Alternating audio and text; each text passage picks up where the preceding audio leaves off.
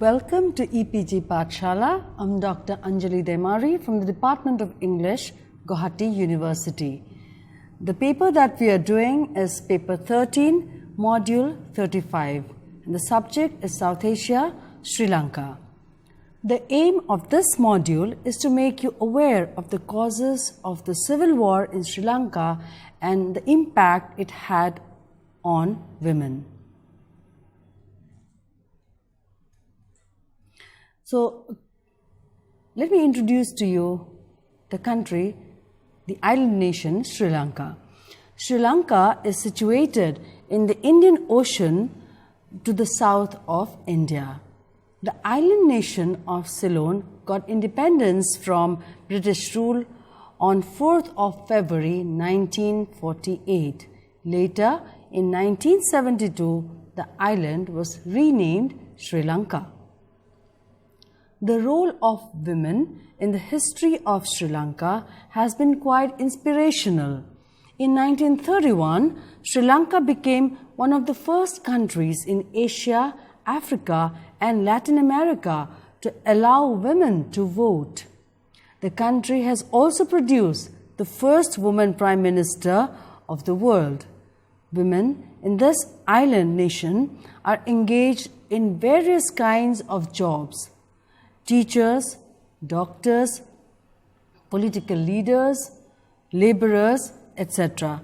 However, the women in the lower strata of the society, who constitute majority of the population, are denied a decent living. There are 4 major ethnic groups in Sri Lanka. 1. Sinhalese, comprising of 71% of Sri Lankan population. Sri Lankan Tamils, comprising of 11% of the population. Indian Tamils, 9%. And 4th, Sri Lankan Moors, comprising of 7% of the total population. Tamils in Sri Lanka are of 2 categories. The Ceylon Tamils have been living in Sri Lanka for generations, and the Indian Tamils who were brought from India as plantation workers during the British rule. The citizenship issue was related to the second category of Tamils. Jaffna, a province in the north of Sri Lanka and also the eastern province, is home to a large number of Tamils. The problem of Tamil citizenship became serious when the political party of Sri Lankan Tamils, Tamil United Liberation Front, demanded an independent Tamil nation state called Elam. The Tamil leadership was taken over by militant organization Liberation Tigers of Tamil Elam, LTTE, under Velupillai Prabhakaran in 1976. The conflict between the Sinhalese and the Tamils that broke out in July 1983 killed thousands of Tamils. Thousands of others became refugees in India. Thousands of women in north and east of Sri Lanka had to move to safe places for survival. They lost their husbands in the war, and their children disappeared too. They fell into the category of internally displaced persons. In the south, thousands of widows of state armed forces personnel had to head their households. Now let us look into the history of the whole problem. The genesis of the problem in Sri Lanka began with the British. As in other cases, They left Sri Lanka also a divided society at the time of their departure in 1948, when Ceylon, as it was called then, won its independence.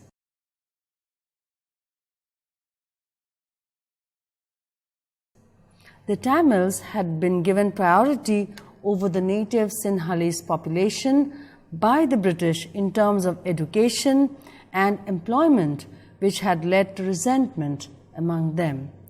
After independence, in the following 3 decades, the majority Sinhalese population implemented certain practices that were discriminatory towards the Tamils. This in turn gave rise to resentment among the Tamilians, leading to hostility between the two sections. The Tamil people of the north and the east of the island, where their numbers were substantial, formed militant organizations to fight against the discrimination. Eventually, this became the LTTE, Liberation Tamil Tigers of Elam. They demanded an independent and separate state. The ensuing battle caused the deaths of more than 40,000 people, and according to the UN, 300,000 people became refugees. Let us now discuss the social structure of the Tamil society. The social structure of Tamil society was a conservative one. Women's place was clearly defined. Her domain was the domestic one, and her responsibility was primarily to be the homemaker and the nurturer of the family. Women were considered to be the bearers of culture and preservers of community values and practices. Young girls were conditioned to play these roles from a young age so that when they grew up and were married, they would have no confusion in their minds about their areas of work and their tasks. When a girl was married, her father handed over the responsibility of providing for his daughter and protecting her from her husband. Thus, the lives of Tamil women were sheltered and confined.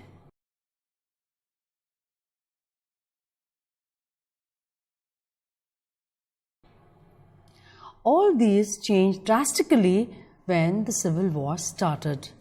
Since Tamilian women were unfamiliar with the larger processes of politics or with those matters that operated in the public domain, they were at a complete loss when they lost their men in the conflicts and found themselves as heads of their families and responsible for running them.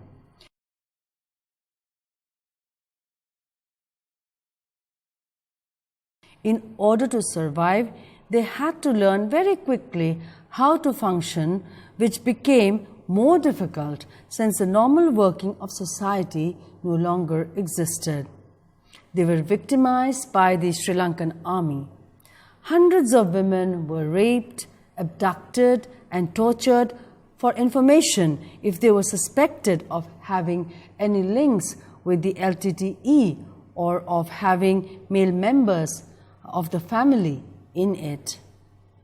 The impact of this new situation was highly traumatic for not only the Tamilian women but for Tamil society as a whole. Now,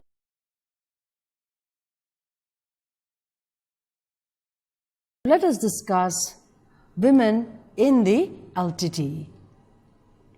Women in large numbers had joined the LTTE.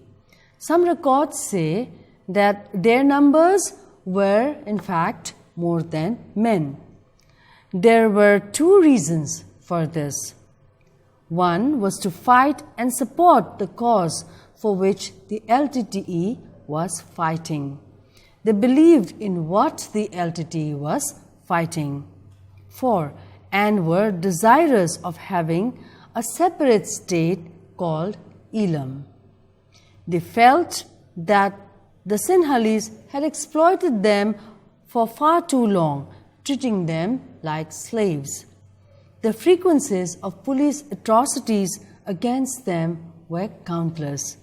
They were convinced that this was the only way to lead better lives and the civil war was inevitable. They wanted to have their own nation which would be marked by equality and justice. The second reason was the security they felt they would have as members of the LTTE against the horrors inflicted by the Sri Lankan army.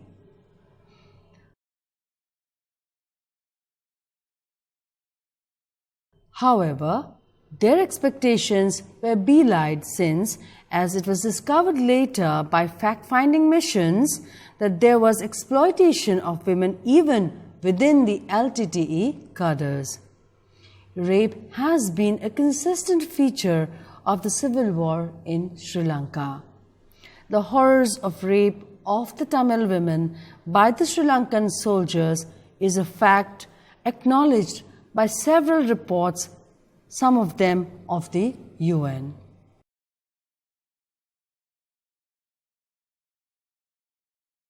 Within the LTTE, initially, women were expected to serve in the traditional roles that used to be given to women in the defense forces, that is, support roles like looking after the wounded and doing secretarial work. This was in keeping with the attitudes of the conservative elements of the LTTE. But the women slowly graduated to more active roles of combat, especially in the guerrilla conflicts. There was even an artillery section in the LTTE for women where they were trained in warfare.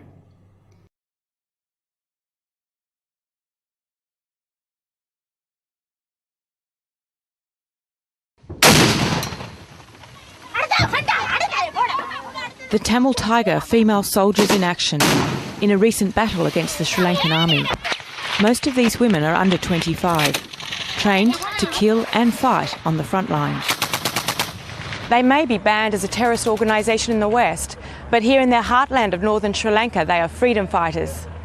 This territory is Tamil Tiger stronghold, and their formidable female fighting force say they are prepared to die to keep it that way.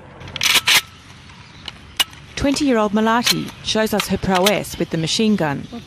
She says she joined the LTTE at 19.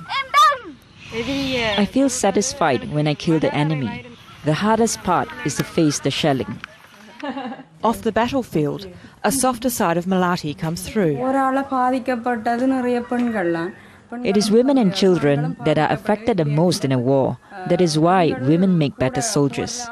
But what of her own future and children? I will think about becoming a mother after we get our homeland. She shows me her hero, the Tiger's first female suicide bomber. Would she do it? If the leader permits me, yes. None of the female soldiers get paid a wage, but they are ready to do anything for their commander, the elusive Prabhakaran, who they call our national leader. He is commander, leader, mother, father, everything to me. Voluntarily or coerced, many Tamil families in the north and east of Sri Lanka will give up one of their children to join the struggle. It is allegations of child recruitment and suicide bombing tactics that have put LTTE on the list of terrorist organisations in 33 countries. They in fact bettered the men in the areas of sharpshooting. An unexpected outcome of the civil war was the changed social position of women. Upheavals caused by death and displacement often result in the boundaries between social and sexual roles becoming diffused. Once women were assimilated into the LTTE, many positive changes were introduced aiming at making Tamil society gender sensitive. Recognizing the value of women and girls in a society education was encouraged for them. The rampant dowry system was abolished, and women began to be more visible in public positions. From the point where they had been confined to the home and domestic responsibilities, they were suddenly catapulted to a point where they were in decision-making positions and had to not only manage their families but try and even ensure their survival. This newfound freedom was being experienced for the first time. Women have demonstrated time and time again in all parts of the world which have seen such sudden changes in role and responsibility caused by war and conflict, or natural disasters, or collapses of economic systems, or other catastrophes, that they can be unexpectedly resourceful and resilient. The women of Sri Lanka also demonstrated similar characteristics. They managed to survive. However, the cost of survival came at a very heavy price, and thousands paid with their lives.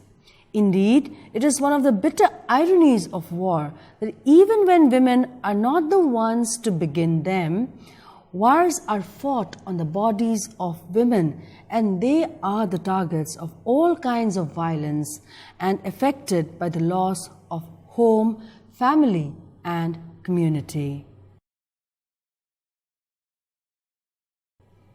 Often, however, the newfound independence and freedom that women achieve disappears when situations normalize.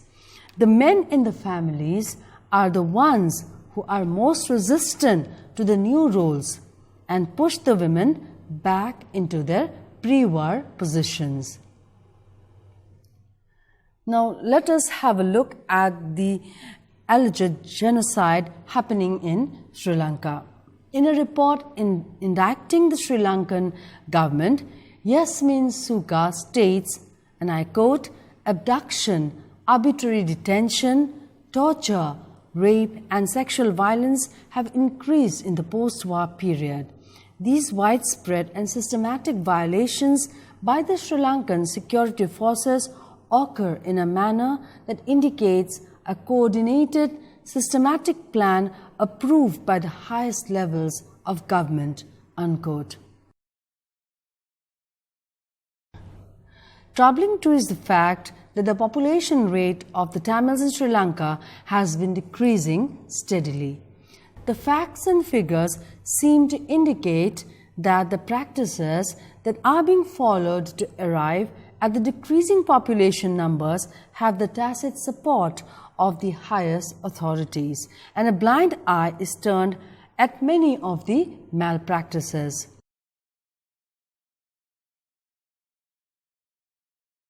One of the most common method is the enforced sterilizations of Tamil women. There have been cases reported where if the women have refused to get themselves sterilized, they have been told they would not be able to access government medical facilities. An indicative statistic reveals that although the growth rate of the entire country is 14%, the population figures of the Tamilians have been dropping annually by 5%. Such figures narrate the story of genocide and comes under the UN Genocide Convention with clear legal stipulations. There have been mounting requests to the UN for proper investigations to be conducted and punishment meted out to the guilty. Again, as the figures indicate, the women are the ones who are paying the price, since no cases of forced male sterilizations have been reported.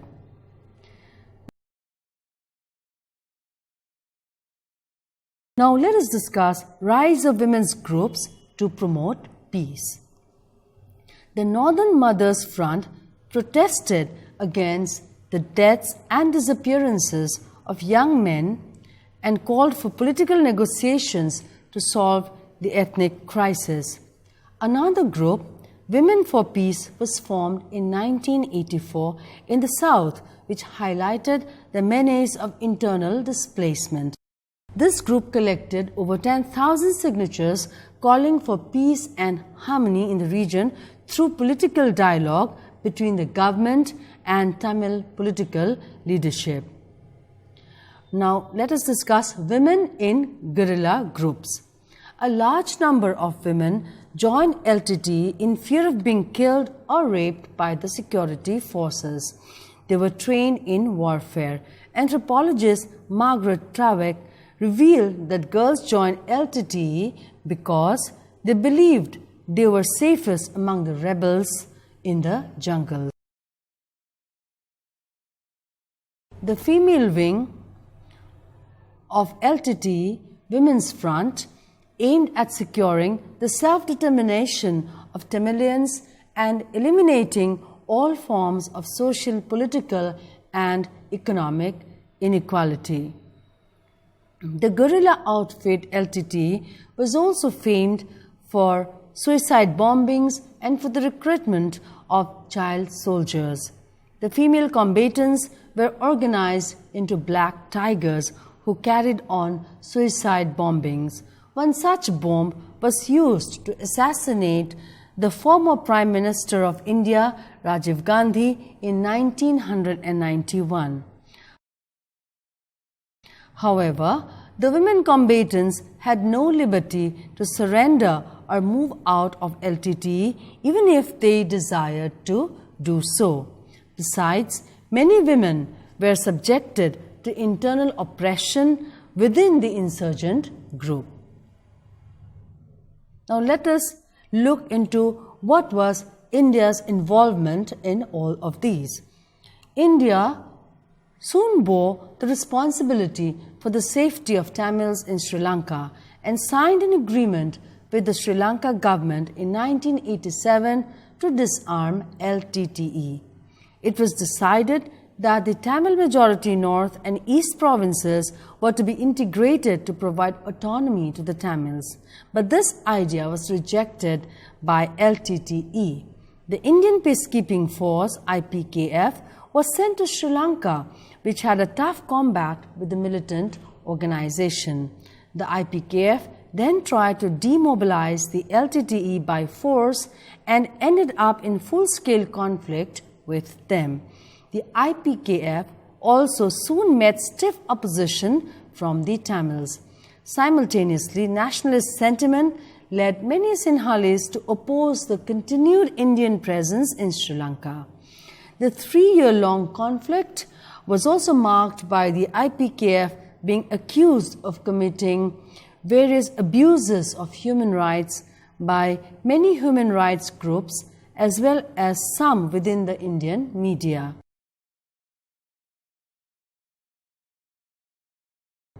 However, these peacekeeping groups ended up exploiting Tamil girls sexually and committing large-scale human rights violation.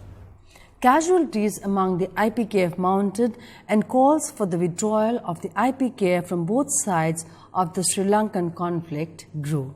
In this context, it is important to note that several reports of misconduct by the peacekeeping forces sent in 2 areas of conflict have themselves been guilty of exploitation, especially exploitation of women.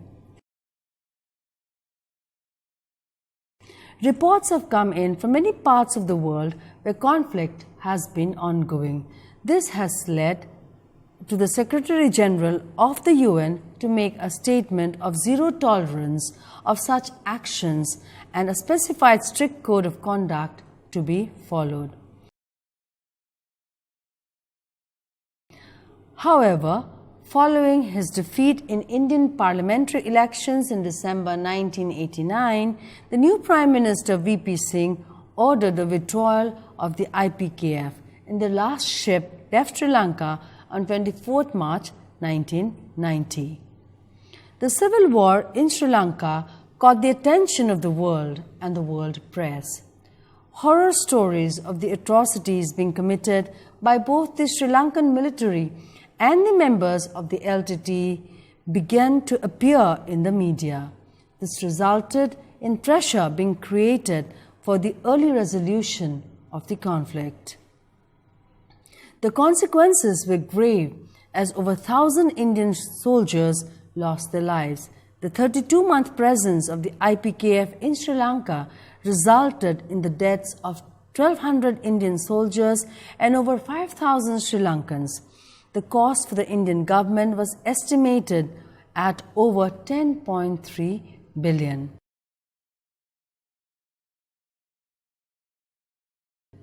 Over 20,000 women had filed missing reports of their loved ones.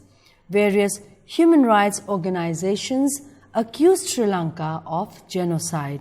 The civil war, which lasted over 2 decades, saw over 1 million people displaced. Hundreds of women were tortured and raped. Reliable statistics have never been so far found.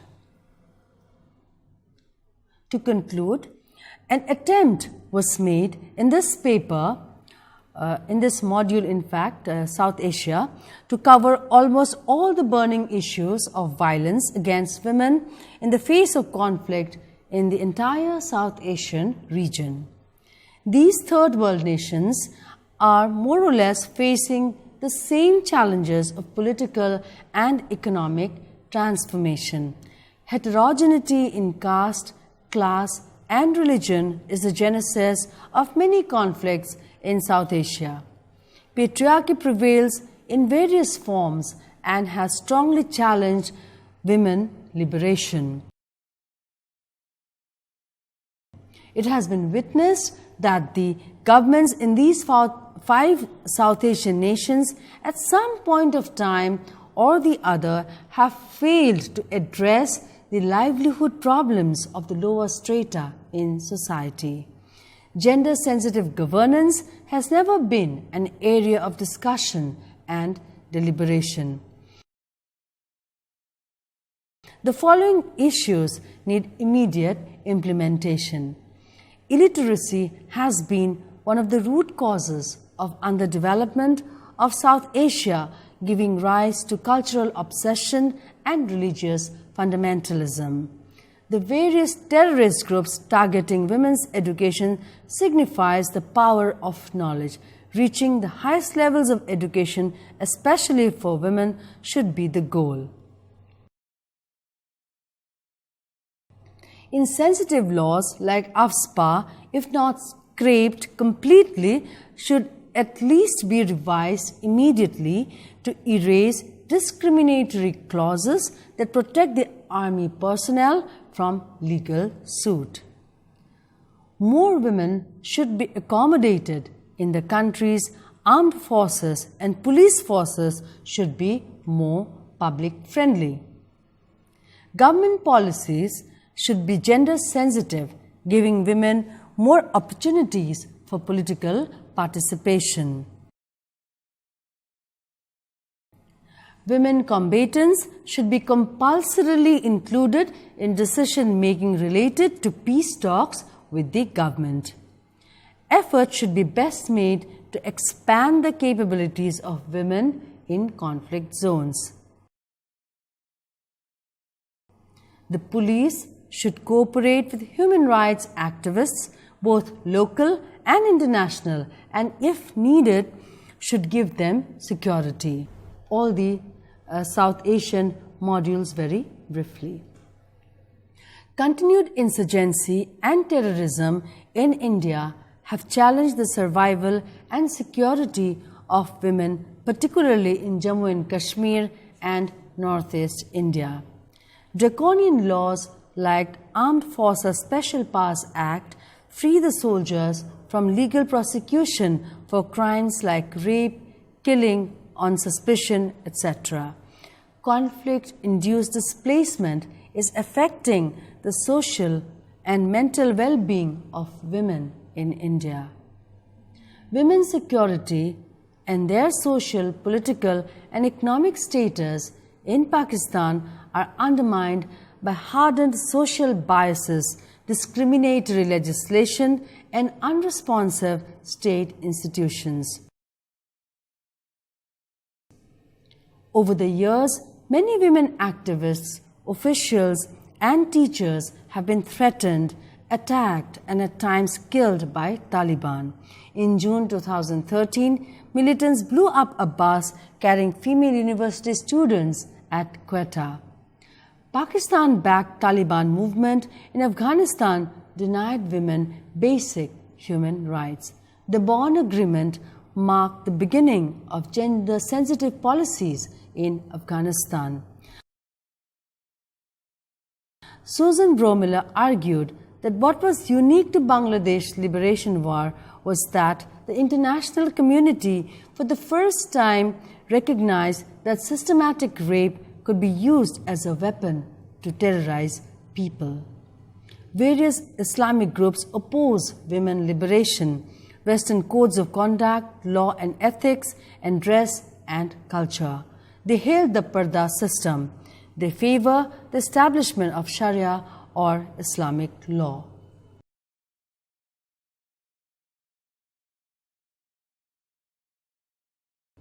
A large number of women joined LTT in fear of being killed or raped by the security forces. They were trained in warfare.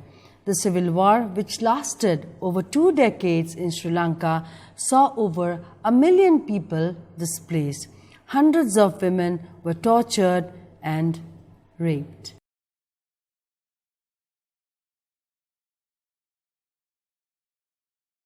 So in this particular paper, that is South Asia, we looked into the countries India, Pakistan, Afghanistan, Bangladesh and Sri Lanka, and we especially looked into what were the reasons which led to the conflict in these countries and how especially women were impacted. And we have summarized this in the last portion, and I hope that all of this is clear to you. Thank you.